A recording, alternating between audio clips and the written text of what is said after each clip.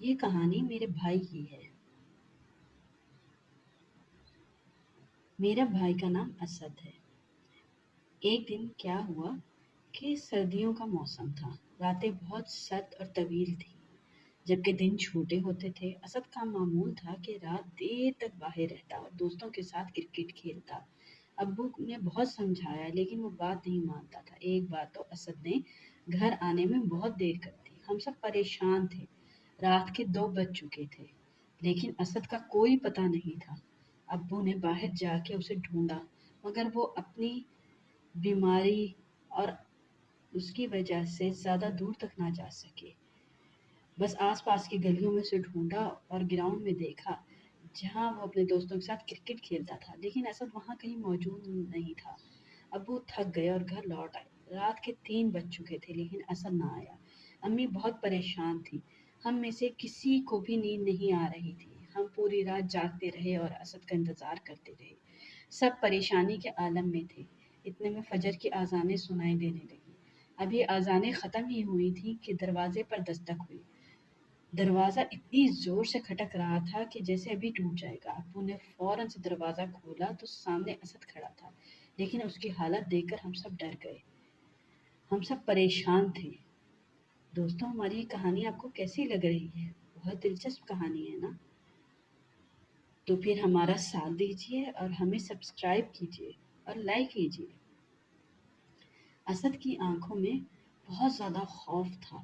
اس کی سانسیں بے ترتیب ہو رہی تھیں۔ وہ کانپ رہا تھا ڈر سے۔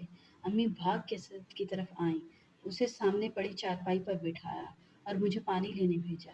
میں فوراً سے پانی لے کر آئی اور اسد کے منہ سے گلاس لگایا۔ اس نے ایک ہی سانس میں سارا پانی پی لیا۔ ابو اسد سے بولے، بیٹا یہ سب کیسے ہوا تمہارے ساتھ اور تم پوری رات کہاں تھے؟ جب اسد نے بولنا شروع کیا تو اس کی آواز لرز رہی تھی۔ اس کے چہرے پر انتہا کا خوف تھا۔ دن چڑھ آیا تھا۔ رات کی سیاہی سفیدی میں بدل چکی تھی۔ جب اسد نے بولنا شروع کیا تو وہ بہت پریشان تھا۔ اسے سمجھ نہیں آ رہا تھا کہ وہ کہاں سے بات شروع کرے۔ اسد نے کہا، ہم معمول کے مطابق گراؤنڈ میں کھیل رہے تھے۔ ہم کھیل میں اتنے مشغول ہو گئے کہ وقت کا پتہ ہی نہ چلا اور رات کے 12 بج گئے۔ سب لڑکے اپنے اپنے گھر جا چکے تھے، صرف میں اور میرا دوست ہی باقی رہ گئے۔ میں نے اپنے دوست سے کہا کہ یار اب میں چلتا ہوں، رات کافی ہو گئی ہے، گھر والے پریشان ہو رہے ہوں گے۔ ابھی ہمارے درمیان بات چیت چل ہی رہی تھی کہ میری نظر کچھ فاصلے پر رکھے ہوئے ایک بینچ پر پڑی۔ وہاں ایک عورت بیٹھی تھی۔ اس نے اپنے ارد گرد کالے کلر کی شال لپیٹی ہوئی تھی جس میں صرف اس کے پاؤں واضح تھے۔ اس نے اپنا چہرہ بھی چھپایا ہوا تھا، صرف آنکھیں نظر آ رہی تھیں۔ جبکہ کچھ دیر پہلے جب ہم کھیل رہے تھے تو یہ بینچ بالکل خالی تھا۔ اب اچانک سے وہ عورت کہاں سے آ گئی؟ میں نے اپنے دوست سے کی توجہ اس بینچ کی طرف دلائی تو اس نے بینچ کی طرف دیکھا اور حیرانی سے مجھے دیکھنے لگا جیسے میں نے کچھ غلط کہہ دیا ہو۔ میں نے اس سے کہا، ایسے کیا دیکھ رہی ہو؟ وہاں دیکھو، وہ عورت ہماری طرف دیکھ رہی ہے۔ اس نے کہا، وہاں کوئی بھی نہیں ہے، وہ بینچ جب سے ہم آئے ہیں تب سے ہی خالی پڑا ہے۔ اس کی بات سن کر مجھے عجیب لگا۔ میں نے دوبارہ اس بینچ کی طرف دیکھا تو وہ خالی تھا۔ مجھے بہت حیرانی ہوئی لیکن میں نے سمجھا کہ ہو سکتا ہے کہ میرا وہم ہو۔ ہم دونوں گھر کی طرف چل پڑے۔ میرے دوست کا گھر قریب ہی سامنے والی گلی میں تھا جبکہ میرا گھر گراؤنڈ سے کافی دور تھا۔ میرا دوست اپنے گھر چلا گیا اور میں اکیلا اپنے گھر کی جانب چل دیا۔ سردیوں کی راتیں تھیں، ہر طرف سناٹا تھا، گلیاں سنسان پڑی تھیں، کسی کا نام و نشان نہیں تھا۔ ابھی میں کچھ فاصلہ ہی میں نے طے کیا تھا کہ میرے سامنے مجھ سے تھوڑی دور گلی کے بیچ میں ایک سایہ سا کھڑا نظر آیا۔ پہلی نظر پڑنے سے تو میں ڈر گیا لیکن تجسس کے مارے آگے بڑھ کر دیکھنے لگا کہ کون ہے۔ عجیب بات یہ تھی کہ وہ شخص نہ آگے جا رہا تھا نہ پیچھے ہٹ رہا تھا، ایک ہی جگہ پر کھڑا تھا۔ اندھیرا ہونے کی وجہ سے میں صحیح سے اندازہ بھی نہیں لگا سکا کہ اس کا منہ میری طرف ہے یا میری طرف اس کی پشت ہے۔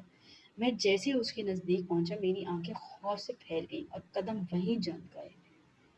ہے نا دوستوں ہماری کہانی دلچسپ؟ تو چلیے آگے اور کہانی سنتے ہیں۔ یہ آپ کو سن کر بہت لطف آئے گا۔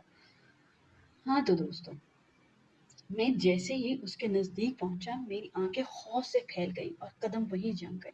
وہ شخص کوئی اور نہیں بلکہ وہی عورت تھی جس کو میں نے گراؤنڈ میں بینچ پر بیٹھے دیکھا تھا۔ وہ مجھے گھور رہی تھی، اس کا پورا چہرہ چھپا ہوا تھا سوائے آنکھوں کے۔ اس کی آنکھیں بہت عجیب تھی، آنکھوں کی سفیدی بہت زیادہ بڑھی ہوئی تھی جبکہ لینس بہت چھوٹا سا باریک اور لمبا تھا، جیسے کسی جانور کی آنکھ کا ہو۔ اس کی آنکھوں کے لینس کا کلر بھی کچھ عجیب تھا۔ تعجب کی بات تو یہ تھی کہ اتنے اندھیرے میں بھی مجھے اس کی آنکھیں واضح نظر آ رہی تھی۔ عجیب سی روشنی اور چمک تھی اس کی آنکھوں میں۔ اس نے وہی شال لپیٹی ہوئی تھی جو میں نے اسے گراؤنڈ میں لپیٹے دیکھی تھی۔ جو ہی میری نظر اس کے پاؤں پر پڑی، میرا اوپر کا سانس اوپر اور نیچے کا نیچے رہ گیا۔ اس کے پاؤں عام انسانوں والے پاؤں نہیں تھے، اس کے پاؤں پیچھے کو مڑے ہوئے تھے، گویا وہ کوئی پچھل پیری ہو۔ وہ دیکھنے کے بعد خوف سے میرا جسم پسینے میں ڈوب گیا۔ سخت ٹھنڈ کے باوجود میرے جسم سے پسینہ ٹپک رہا تھا۔ اس کے بعد تو میں نے نہ آؤ دیکھا نہ تاؤ اور پیچھے کی جانب دوڑ لگا دی۔ میں بہت تیز بھاگ رہا تھا، اپنے پیچھے مجھے کسی کی تیز دوڑنے کی آوازیں آ رہی تھیں، جیسے کوئی میرا پیچھا کرتے ہوئے بھاگ رہا ہو اور مجھے پکڑنے کی کوشش کر رہا ہوں۔ میں یقین کے ساتھ کہہ سکتا ہوں کہ وہ کوئی اور نہیں بلکہ وہی عورت تھی، لیکن پیچھے مڑ کر دیکھنے کی مجھ میں ہمت نہیں تھی اور میں بھاگتا چلا جا رہا تھا۔ آہستہ آہستہ وہ آواز مدھم ہوتی گئی اور بالکل ختم ہو گئی۔ میں کچھ دیر سانس لینے کے لیے رکا اور پیچھے مڑ کر دیکھا۔ جو ہی میں نے پیچھے مڑا، عین میرے سامنے وہی عورت کھڑی تھی۔ اس کے اور میرے درمیان کوئی فاصلہ نہیں تھا، اگر میں تھوڑا سا بھی ہلتا تو ضرور اس سے ٹکرا جاتا۔ خوف سے میرا دل پھٹنے کو تھا، میرے جسم سے گویا کسی نے روح ہی کھینچ لی تھی اور میری آنکھوں کے آگے اندھیرا چھانے لگا۔ کیسا لگا دوستوں ہماری اسٹوری آپ کو؟ تو جلدی سے ہمیں ایک لائک دیجیے اور سبسکرائب کیجیے ہمارا چینل۔ چلیں آگے دیکھتے ہیں اور کیا ہوا۔ خوف سے میرا دل پھٹنے کو تھا، میرے جسم سے گویا کسی نے روح کھینچ لی تھی۔